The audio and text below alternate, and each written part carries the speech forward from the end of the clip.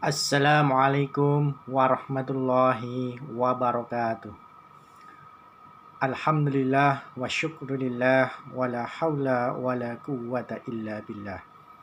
Asyhadu an la ilaha illallah wahdahu la syarikalah wa asyhadu anna Muhammadan abduhu wa rasuluh. La nabiyya wa la rasula ba'da. Allahumma sholli ala Muhammad wa ala alihi wa ashabihi wa tabi'ina ajma'in amma ba'd. Bapak Ibu wali santri serta pemirsa dimanapun berada yang kami hormati. Alhamdulillah, puji syukur marilah senantiasa kita haturkan kehadirat Allah Subhanahu wa Ta'ala. Atas segala limpahan nikmatnya, pada kesempatan ini kita bisa kembali berjumpa dalam kajian parenting melanjutkan edisi sebelumnya.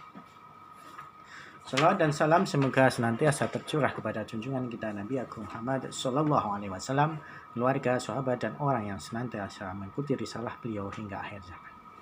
Bapak Ibu yang kita hormati, dalam perjalanan hidup manusia, kita pernah mengalami fase di mana kita berada di dalam kandungan ibu. Demikian pula, ketika kita merawat anak, maka salah satu tahapannya adalah merawat anak di dalam kandungan. Apakah di dalam kandungan anak sudah bisa mulai dididik? Atau hanya sekedar kita beri perawatan kesehatan agar tumbuh dengan baik dan lahir dengan lancar? Mari kita simak terlebih dahulu kejadian manusia di dalam kandungan.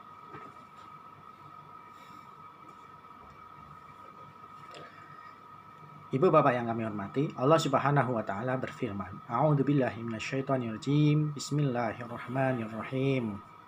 Wa laqad khalaqnal insana min sulalatin min tin, tsumma ja'alnahu nutfatan fi qararin makin, tsumma khalaqnan nutfata 'alaqatan fa khalaqnal 'alaqata mudghah. Fa khalaqnal 'alaqata mudghatan fa khalaqnal mudghata 'idhaman fa qasawnal 'idhama lahma. Tsumma ansha'nahu khalqan akhar wa tabarakallahu ahsanul khaliqin. Dan sesungguhnya kami telah menciptakan manusia dari suatu saripati tanah. Kemudian kami jadikan saripati itu air mani dalam tempat yang kokoh, yaitu di dalam rahim. Kemudian air mani itu kami jadikan segumpal darah.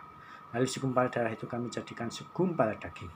Dan segumpal daging itu kami jadikan tulang belulang. Lalu tulang belulang itu kami bungkus dengan daging. Kemudian kami jadikan dia makhluk yang berbentuk lain. Maka maha sucilah Allah, pencipta yang paling baik.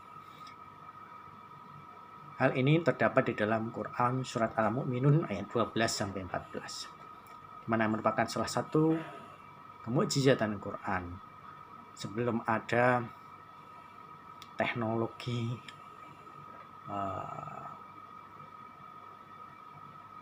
atau alat USG, Al-Quran telah menjelaskan secara detail penciptaan manusia dari semula saripati tanah, kemudian berbentuk mani, disimpan di tempat rahim yang kokoh, dan akhirnya berproses dari satu bentuk ke bentuk lain, sehingga menjadi bentuk yang sempurna, yaitu manusia atau bayi. Sekira umur 120 hari atau 4 bulan ditiupkanlah roh ke dalam janin manusia tersebut. Mulailah kehidupan di dalam janin tersebut. Bapak Ibu yang kami hormati, setelah janin mempunyai nyawa, kemudian fungsi organnya juga mulai berfungsi.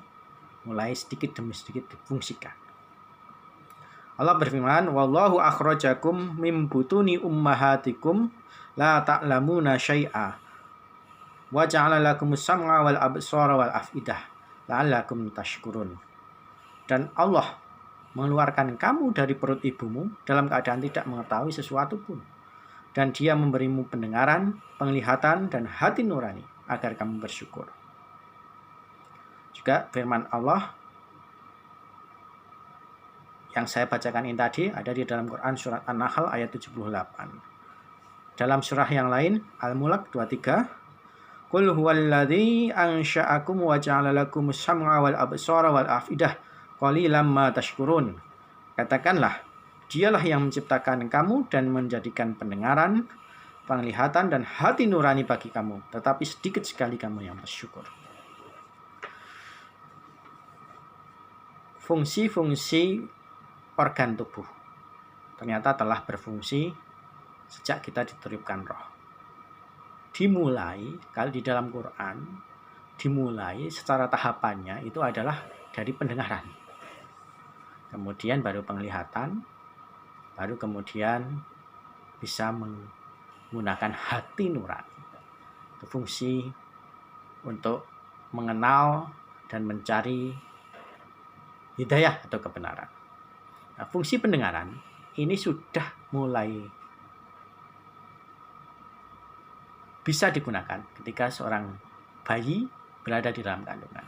Dan nanti setelah lahir dia bisa melihat, dan kemudian dalam perjalanan yang menuju dewasa akhirnya dia menjadi bisa memfungsikan hati atau afidah. Karena fungsi yang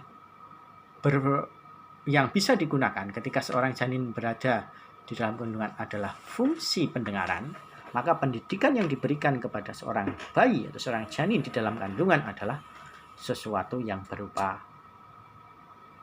yang bisa dirasakan dengan pendengaran, dan sesuatu yang berupa perkataan. Berupa apa? Berupa perkataan-perkataan mulia dari orang tuanya. Berupa mengekang atau menahan untuk tidak berkata-kata kotor, untuk tidak berkata-kata yang kasar, untuk tidak berkata-kata yang jelek, yang tidak akhlakul karimah, menghindari pertengkaran dan hal-hal lain yang bisa didengar oleh bayi, yang itu merupakan pendidikan baginya. Maka mulailah dengan perkataan-perkataan mulia. Sering ajaklah berbicara di dalam kandungan, sering dibelai-belai diajak berbicara.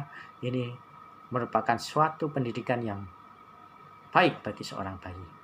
Kemudian mulai dengarkanlah kalimat-kalimat thayyibah, ajaklah berzikir, dengarkanlah ayat Quran, bacakanlah ayat Quran, dan hal-hal yang mulia lain. Itu merupakan pendidikan bagi anak yang ada di dalam kandungan. Mulai diajak bercerita, berdialog, tentu dengan dialog bahasa bayi mengenai hal-hal yang baik. Dan jangan lupa yang saya sampaikan tadi adalah mulai kenalkan dengan kalimat thayyibah, mulai kenalkan dengan zikir, dan mulai kenalkan dengan ayat-ayat Al-Quran. Insya Allah itu merupakan pendidikan yang bisa dilakukan ketika anak masih bayi, dan merupakan model yang sangat berarti bagi pembentukan akhlak selanjutnya. Pada kesempatan kali ini saya cukupkan sekian dulu. Insya Allah kita bertemu dalam lain kesempatan. Assalamualaikum warahmatullahi wabarakatuh.